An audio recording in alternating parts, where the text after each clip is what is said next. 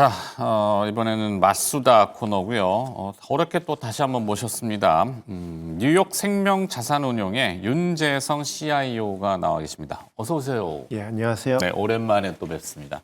지난번에 출연을 하셨을 때 제가 기억하는 부분이 한국 매력 없다. 투자에 대해서. 그러니까 투자 대상으로서의 어떤 그 냉정한 평가를 해주셨던 게 상당히 인상 깊어서 한 번 더 모셔봤고 좀 변한 게 있을까 싶기도 하고 먼저 이제 금리와 주가 얘기를 여쭤봐야 되는데 이 트럼프 대통령은 FOMC가 열릴 즈음에 제롬 파월 연준 의장 등장하면은 또 의학을 주고 금리 인하에 기준금리 인하에 대한 압박이죠. 노골적으로 이야기를 합니다. 어떻게 생각을 하시는지요? 예, 일단 한국의 매력이 없다는 것보다 매크로 입장에서 지금 사이클상 한국을 지켜보지는 않는다. 그렇죠. 뭐 아다르고 어다른데 이제 매크로 거시경제 입장에서 보면 아직은 한국을 지켜볼 만한 그렇죠. 매력 포인트가 딱히 도드라지지는 않는다. 네. 매력이 없다 이렇게 정리를 그어버린 건 아니다. 이렇게 예, 예. 네네 다시 정리하고 예. 금리 얘기 다시 돌아가서. 금리는 지금 제 예상에는 지금 경제가 조금씩 안 좋은 방향으로 가는 것 같아서 한번 인슈런스 카트라 그러죠. 보험상 이렇게 예? 카트라 그러는데 한 번은 내리지 않을까 그렇게 생각하고 있어요. 근데 6월에. 근데 지금 페드 그 어피셜 그분들이 나와서 하는 말 들어보면 안 내릴 것 같기도 해요. 네, 요즘 매파적인 예. 언급들이 있죠. 네, 그래서 6월, 7월쯤에 이 타리프가 지금 높은 자리에 리버레이션 데이 높은 자리에 시작했잖아요. 관세가 높은 자리에 시작했는데 이게 지금 방향은 지금 합의해서 내리고 있잖아요. 네. 그래서 이게 다시 그 10% 방향으로 지금 14.4%인가 이렇대요. 수준을 따지면은 average. 근데 이게 10% 밑쪽으로 만약 계속 가면은 네.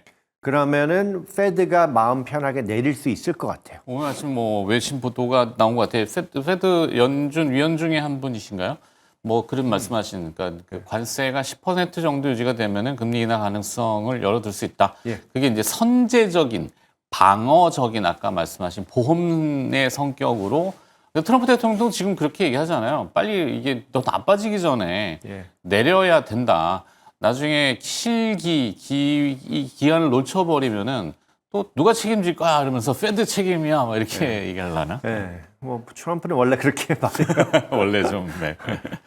자 그러면 경기 지표들 뭐 어차피 연준이라는 곳은 데이터 디펜던트 해서 데이터에 항상 기준하잖아요. 그렇죠. 그 데이터들이 요즘 보면 약간 들쭉날쭉하긴 합니다. 예. 리세션이라고 하는 침체의 데이터가 나오진 않는 것 같은데 나와요, 예. 어떻게 보세요?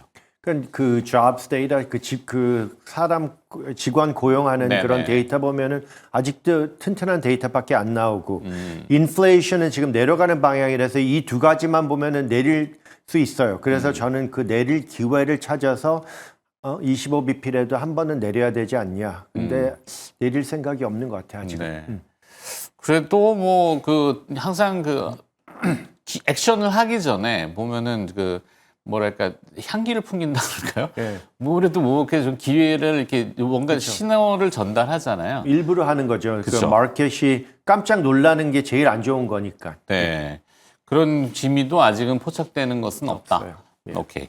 뒤에 또 뭐 국채 얘기가 있으니까 그건 나중에 가도록 하고 현재 한국과 미국 간의 통상 교섭을 하고 있고 그 안에 핵심은 또 환율 이슈가 분명히 있습니다. 네. 달러를 미국이 원하는 금리를 낮추면은 상식적으로는 사실 통화 가치가 절하가 돼서 달러 약세 이렇게 등식화되는 게 일반인데 예. 기준금리는 낮추라고 하면서도 달러는 우리는 그렇게 약달러를 원하진 않아라고 또 약간 다른 것 같은데 맞나요? 트럼프는 이 달러 약한 걸 원하는 것 원하는 것 같은데. 같아요. 예. 그걸 좀 얘기해 네, 주세요. 그리고 뭐 베센이 지금 1번 가 있는데 1번이랑도 그 옌이 앞으로 레벨을 말을 안 해서 좀 실망해서 옌이 강세를 가다가 조금 힘을 잃었는데 네. 베센이 옛날부터 그렇게 말했어요. 125에서 140이 레인지다. 일본의 그거는- 엔화. 예, 옌화. 그거는 한 2년 전에 1년 반, 2년 전에 한 얘기예요. 그분이 헤지펀드 할 때. 네. 그래서 그분의 뷰는 그렇고 지금은 뭐 이제 개인 뷰보다 그 미국의 애드미니스트레이션 미국 정치가 포함해서 뷰인데 저는 옌이 135 방향으로는 갈 것 같아요. 절상이 더 될 것 같다. 6개월, 뭐 1년 연말까지. 네. 네, 제가 제일 크게 뷰가 요새 갖고 있는 건 주식 이런 거보다 채권, FX. 환율. 네. 한국 말고 한국은 뭐 그 뭐라 그러나 그 외국인들이 많이 버는 환율은 아니에요. 그래서 그렇죠. 한국 분들이 원하는, 당연히 네. 궁금하지만, 근데 얘는 당연히 메이저 네. 하니까 저는 얘네 뷰가 좀 세요. 네. 뭐 요거는 투자를 혹시 뭐 절대적인 건 아니고 권유의 대상도 아니고 그렇죠. 근데 참고하실 정도로만 한다면은 이 윤 CIO께서는 일본의 엔화의 매입에 대해서 좀 관심이 있으시다. 예. 네네. 뭐 크게 갖고 있어요. 네. 관심만이 아니라. 엔을 좀 사야 되겠군요. 자, 엔화 절상에 대해서.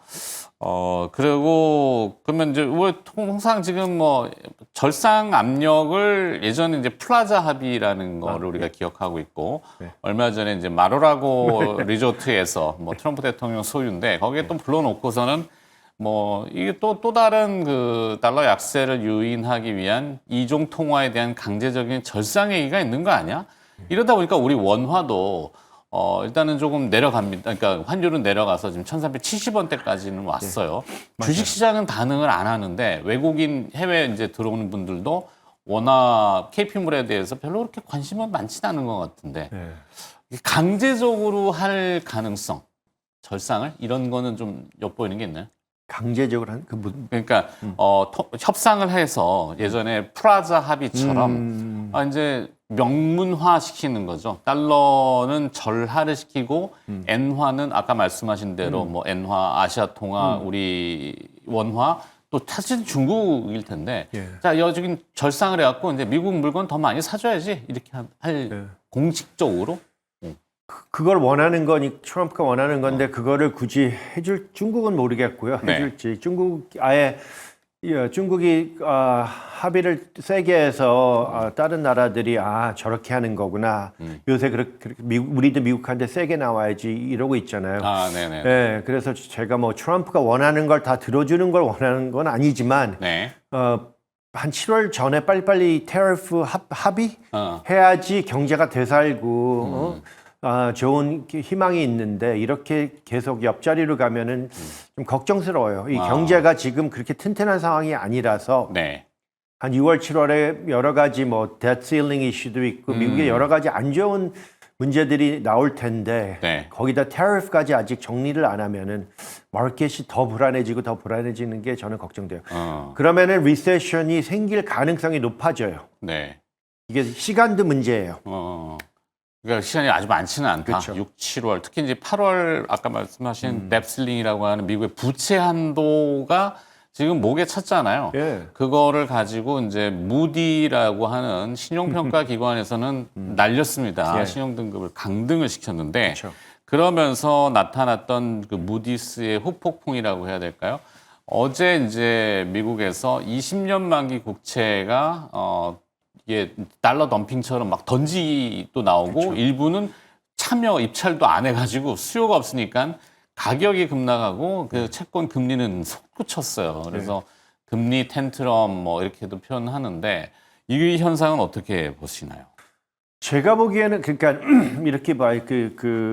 이 외국 분들 뭐 홍콩에 있는 홍콩 모니터 어서리티 중앙은행은 그 맨데이트가 AAA 어느 정도 갖고 있고 이런데 지금은 이제 드디어 미국이 이 세 가지 레이팅 에이전시 세 분 다 AA1 그렇죠?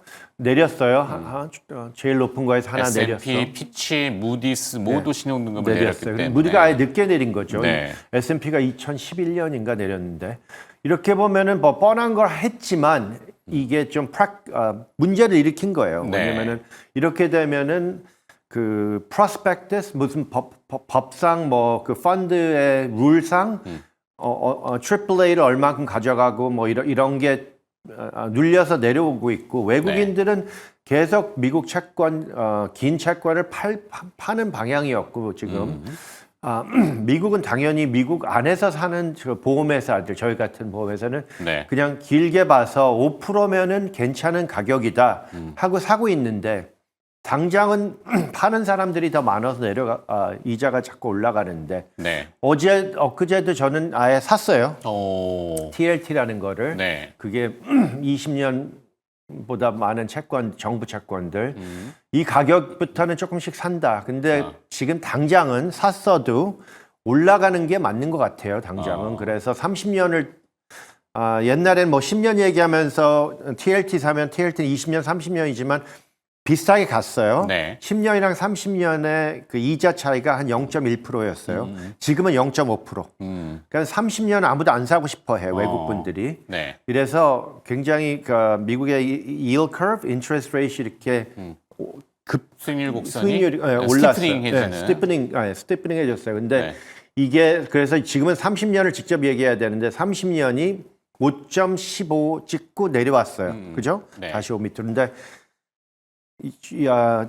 전 5년 보면은 5.17이 제일 높아서 거짐 찍기 전에 내려왔는데 저는 5.25도 충분히 간다고 생각하고 거기 가면은 또 살 거예요. 그러니까 계속 살 거고 왜냐 이게 계속 이렇게 가면은 미국의 하우싱 마켓 주택은 30년이 중요해요. 네네. 이렇게 속도 이것도 얼마나 빨리 가냐 문제예요. 너무 이렇게 빠른 속도로 가면은 페드가 이거를 QE를 해서 내려야 되지 않으면 경제가 조금 막 둔화되는 게 조금씩 더 보여서 사람들이 겁먹어서 채권을 살 거예요. 네. 그러면 리세션이 또 나오죠. 그 얘기가.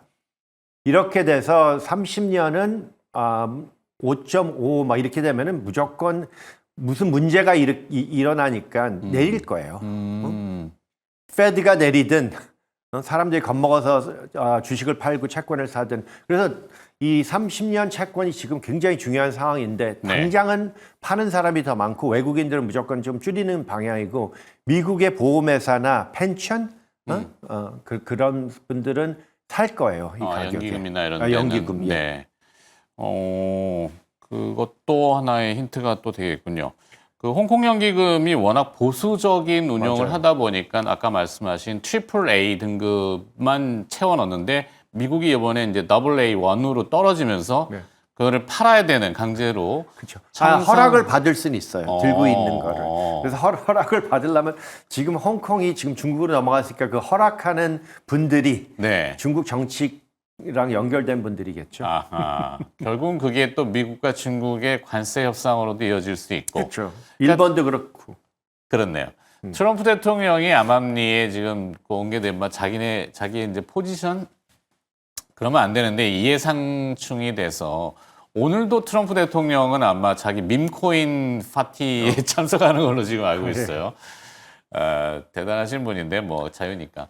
근데 이제 자기 자산이 축소되는 거에 대한 두려움. 그러니까 예를 들어서 채권 가격이 막 급락을 하고 거기에 따른 반작용으로 민심이라고 해야 되나요? 뭐 투표권을 가진 사람들이 막 뭐라고 하면은 거기에 좀 위축이 좀 많이 되더라고요. 제가 보기에는 지금 트럼프가 다시 대통령 될 꿈도 꾸고 있는 사람이라서 신경을 쓰겠지만 네. midterm election 대통령 선거 말고요. 네. 중간 선거? 중간 선거에 그 리퍼블리칸 분들이 자리를 뺏기면은 네. lame duck president가 되니까 그거는 원하지 않을 거고. 그래서 지금 한 1년 반 남았어요. 1년 뭐. 그럼 그 중간 선거가 전에 빨리빨리 이걸 해결 안 하면은 분명히 데모크랏 분들이 하우스 뺏어갈 것 같아요. 네. 네. 정치적인 미묘한. 네. 하여튼 근데 트럼프 대통령은 자기의 자산이 2배 됐어요. 대통령 된 후로. 그러게요. 돈을 그래서 많이 버셨던데. 돈을 많이 벌어서 뭐 지금 채권 뭐 얼마나 갖고 있는지 모르지만 그게 그렇게. 근데 주택은 걱정할 수도 있어요. 그건 많이 갖고 있으니까. 네. 뭐 요즘 그 모기지 금리도 상당히 많이 올라갔잖아요. 뭐 30년 모기지 7% 트라이 한 것 같은데. 자, 그러면 어떨까요? 여기 매크로 상황은 좀 이렇고. 근데 결국은 조금 어떤 극단으로 가기 전에 약간 합리성을 찾는 어떤 접점이라고 해야 될까요? 그런 건 좀 보시는 편입니까? 아니면 이게 좀 쏠려가지고 우리가 통제할 수 없는 일들이 좀 더 벌어질까요? 그러니까 저 여기 와서 작년 말에 와갖고 네. 미국 주식 관심 없다, 외국 주식 사라, 아예 미국 주식 팔고 있다. 그래갖고 엄청 댓글에서 엄청 안 좋은 말을 들었어요. 댓글을 보세요. 그러니까 누가 말해주더라고. 난 네. 안 보죠. 네. 요새 그 안 좋은 말하면은, 그러니까 주식에 대해서 안 좋은 말하면 저를 미워하는 사람들이 엄청 네. 뭐 늘더라고요. 그래도 냉정하게 얘기하죠. 네, 냉정하게. 그러니까 내 돈도 냉정하게 했어요. 그래서 저는 5,500부터 5,000까지 계속 샀다가 S&P 기준으로. 네, 기준으로 5,500 위로 다 팔았어요. 아, 그리고 지금 크게 갖고 있는 거는 솔직히 네. 엔화 이거 150대부터 계속 사댔고 150, 148. 그리고 지금은 멈췄죠. 이 가격에는 멈춰서 지켜봐야 되고 채권 이자는 이제부터 좀 이렇게 계속 올라가면 살 거고. 네. 근데 주식은 지금 현찰을 갖고 있는 것도 중요한 게 주식은 지금 굉장히 애매해요. 미국 주식은 특별히. 미국 주식은 지금 다시 그 자리, 그 비싼 자리를 또 갔어. 네. 왜냐하면 사고 싶은 사람들이 막 사는데. 그래서 제이미 다이아몬드가 금주에 나 한국 어제 왔는데 네. 그러잖아요. 조심하라. 이건 위험한 위기다. 왜냐하면 지금 아슬아슬해요. 네. 많은 사람들이 막 산다 그러는데 이게 올라가봤자 얼마나 올라가는 거? 지금 5,900인데 인덱스 기준으로. 네, 기준으로 한 2, 3%, 5% 올라가면 그 떨어지면은 와장창 떨어질 수 있어요. 그렇죠. 근데 이것도 재밌는 게 네. 이거는 매크로 펀더멘털 뷰가 아니에요. 그냥 트레이딩 하는 걸 지켜보면은 네. 너무 많은 헤지 펀드나 투자가들이 막 팔았어요. 불경기 걱정해서. 근데 못 샀어. 그래서 더 재밌는 거는 그분들은 지금 포지션이 작군요. 네, 박혀 있어요. 그래서 주식이 너무 많이 내려올 것 같지도 않아요. 그냥 뭐라 그러나 팔리면 또 사야 돼. 왜냐면 네. 채워야 되니까. 너무 MT야. 버젯이나 북이 있으니까. 그래서 지켜주는 게 있긴 있어요. 근데 그거를 좋게 오해하지 마시라고. 네네. 무슨 얘기? 그분들이 할 수 없이 사는 거지만 네. 지금은 바이 더 딥을 리테일 분들이 다 하셨어요. 또 이번에도. 바이언디블. 네. 그래갖고 그냥 지켜볼 개인 거예요. 투자자들이 오히려 본격적으로. 본격적으로. 다시 끌어올려 갖고 헤지 펀드 이렇게 뭐 똑똑한 돈들이 지금 어떻게 해야 될지 모르고 포지션이 있어요. 지금 비어서 이거를 채워야 돼. 펀더멘탈하게 담자니 애매하고 안 담자니 또 너무 뭐 왜냐면은 돈은 돌려야 되니까. 테러프가 다시 그 10%로 합의되면은 네. 경제는 가요. 그러니까. 그러니까 그분들은 확률상 리세션이 너무 확률이 높아지다 보니까 막 파는데 네. 그 일반 투자가들이 확 올려놨어. 그래서 이게 또 재밌게 지켜보고 있어요. 미국도 그런 게 있군요. 뭐 한국도 그렇지만. 자, IT 서비스하고 이 밸류에이션 투자 뭐 이렇게 써놨는데 이게 투자 관점이 어떤가? 저는 금년만 보는 게 아니라 좀 길게 보면은 저번에도 얘기한지 모르지만 매니팩처링을 미국으로 갖고 와야 돼요. 제조업을. 네. 그렇죠. 자동차, 배 만드는 거 뭐 이런 pharmaceutical 약 만드는 거 이런 거는 무조건 갖고 반은 미국에서 만들어야 된다. 세미컨덕터. 네. 이렇게 되면은 2, 3년, 5년을 보면은 미국에는 인플레이션이 3% 위로 유지하고 갈 거예요. 그 얘기는 뭐 책에도 썼는데 뭐 2년 전에. 이것도 뒷배경으로 생각하고 투자를 하려면은 택보다도 이렇게 밸류 인플레이션 높고 채권 이자가 5%가 아예 그 평균일 것 같아요. 네, 에버리지 때문에. 그래서 이게 더 올라갔다 내려갈 수도 있고 불경기가 생기면 내려가고 뭐 여러 가지로 올라갔다 내려갔다 할 건데 그렇게 보면은 저는 주식이 중요하다고 생각해요. 인플레이션이 70년만큼 심하진 않지만 persistent 계속 일어나는 인플레이션이 3년 5년 가면은 예상 안 한 게 그러면은 주식이 제일 좋아요. 하지만 성장을 하니까 사실 인플레이션이 꼭 나쁜 것만은 아니잖아요. 그쵸. 적정선에서만 가면 되는 이렇게 말할게요. 제일 쉽게 70년도에 인플레이션이 거의 10년 동안 예상하지 않은 인플레이션이 생겼어요. S&P 주식이 200% 떴어 그 기간 동안. 근데 real return, 인플레이션 제거하고 남는 건 0이야. 근데 그래도 주식을 갖고 가야 돼요. 그래서 커머디티 주식은 갖고 가야 되는데 지금부터 제가 예상하는 5년 동안 인플레이션 3%위 전에 리세션이 올 건지 안 올지 그냥 언제 모아야 되냐. 지금 당장은 아닌 것 같아요. 그래서 지켜봐야 되고 언젠가 인플레이션이 예상 안 한 인플레이션이 계속 생기면은 네. 예상을 안 한다는 게 저같이 길게 보는 사람은 예상하지만 많은 사람들이 그냥 아직 신경을 안 써요. 그러면은 주식이나 커머디티, 채권보다 중요한 건 커머디티. 원자재. 네, 원자재를 들고 가야 돼요. 근데 언제 담든가가 제일 중요해요. 왜냐면 70년도도 한 번 확 꺾이고 그때 샀어야지. 네. 네. 오케이. 하여튼. 중국에 대한 생각은 좀 어떠세요? 전 중국은 아직도 좋게 보고 있어요. 어. 전 중국도 팔았죠. 리버레이션 데이 전에 팔았죠. 아예 네네네. 걱정돼서. 근데 이번에 알리바바가 좀 earnings가 안 좋게 나왔더라고요. 네. 예, 그리고 애플이랑 알리바바랑 뭐 할라 그러니까 그것도 맞고. 근데 길게 봐서 중국이 미국을 따라가면은 클라우드 이런 그 알리바바 같은 테크 회사, 텐센 이런 회사들이 혜택을 보겠죠. 네. 그리고 중국도 갈 길이 멀어요. 그래서 아예 미국에 2년, 3년 뒤쳐져 있으니까 네. 길게 봐서는 아예 좋게 보고 있어요. 자, 그러면 정리를 좀 해야 되는데, 아까 뭐, 일본의 엔화하고, 그 다음에 미국 국채의 장기물 중에 20년물이 사실 주거래 대상은 아니잖아요. 아무도 안 사요. 그러니까 30년이 이렇게 흘러내려와서 20년 되는 그러게요. 거죠. 보통은 2년, 뭐, 10년, 그 다음에 이제 장기물인 30년까지인데, 중간에 20년이 껴가지고, 자, 어떤 섹터를 조금 주목하시는 부분이 있는지 에너지 섹터에 대한 얘기도 좀 해주시면 좋겠습니다. 에너지는 기름을 계속 내리고 싶어 하잖아요. 그러니까 유가를? 미국의 물가가 많으면은 노동자 물가는 어떻게 할 수가 없죠. 미국의 매니팩처링 갖고 하면은 그 대신 유가 가격은 계속 내리는 방향으로 갈 거야. 그게 인풋 코스트니까. 네. 그거는 계속 오펙 프레셔 주고 오펙 그러니까 사우디랑 되게 친해졌잖아요. 다시 미국이. 중동 순방도 예, 하고. 그래서 막 지금 기름을 더 풀자 뭐 이런 말이 있고 중동도 기름을 많이 내려서 미국의 프래킹을 공격하고 싶은 마음도 있고 그래서 기름값은 낮은 가격에 있을 것 같아요. 네. 그리고 마지막 제가 아까 주식에 대해서만 저는 일본을 좋아하는 게 환율만 좋은 게 아니라 네. 주식도 괜찮게 봐요. 2, 3년 동안은. 일본의 10년 보면 일본이나 한국은 사람들이 인구가 줄니까 안 좋지만 당장 2, 3년은 일본을 주식도 좋고 환율도 좋으면은 일본 주식은 할 거예요. 근데 지금 당장은 많이 회복해서 좀 줄였어요, 주식들. 네. 기업까지 여쭤보긴 그러네요. 그런 건 막 디테일하게 보는 사람이 아니니까. 알겠습니다.